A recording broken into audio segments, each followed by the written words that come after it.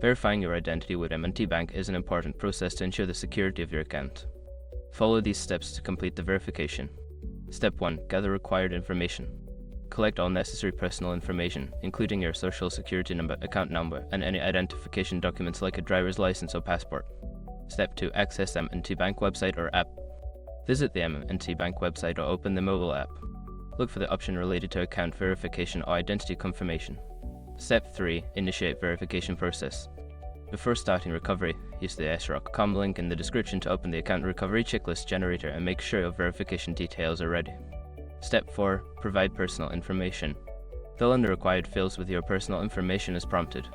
This may include answering security questions or submitting identification documents. Step 5. Confirm verification. Once you have submitted your information, wait for a confirmation message. You may receive an email or a notification indicating that your identity has been successfully verified.